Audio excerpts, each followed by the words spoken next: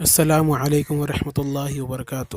آپ سبھی کا پھر سے استقبال کیا جاتا ہے آن لائن ایجوکیشن چینل پر۔ آج ہم اردو بھارتی دوسری جماعت کا سبق نمبر 6 کام کی باتیں اس سبق کا مطالعہ کریں گے۔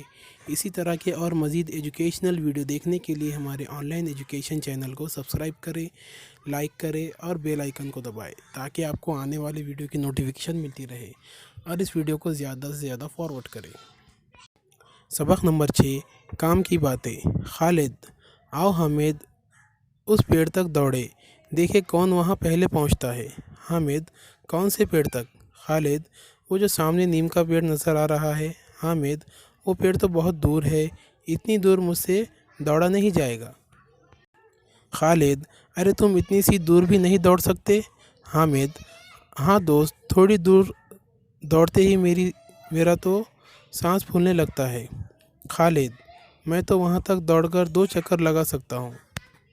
حامد: تو تم پہلوان ہو۔ خالد: ہمارے ابا جان ہمیں روز صبح باغ میں لے جاتے ہیں، وہاں ہم سب بہن بھائی خوب دوڑتے ہیں۔ حامد: تمہارے ابا تمہیں دوڑنے سے منع نہیں کرتے؟ خالد: نہیں، وہ تو خود ہمارے ساتھ دوڑتے ہیں۔ حامد: ہم تو کبھی باغ میں نہیں جاتے اور نہ دوڑ لگاتے ہیں۔ خالد: کمال ہے، ہمارے ابا جان تو کہتے ہیں کہ صبح کی تازی اور صاف ہوا میں دوڑنے سے بدن میں طاقت آتی ہے۔ حامد: اچھا۔ خالد: وہ یہ بھی کہتے ہیں کہ تندرست رہنے کے لیے صاف پانی پینا چاہیے، اچھا کھانا چاہیے اور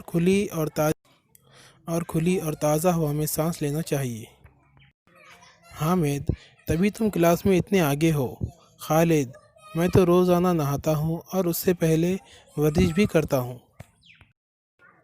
حامد: میں بھی روز یہی کروں گا، کیا تم کبھی بیمار نہیں ہوتے؟ خالد: صحت کا خیال رکھنے والا جلدی بیمار نہیں ہوتا، میں اپنی صحت کا خیال رکھتا ہوں۔ حامد: مجھے تو آئے دن کچھ نہ کچھ تکلیف رہتی ہے۔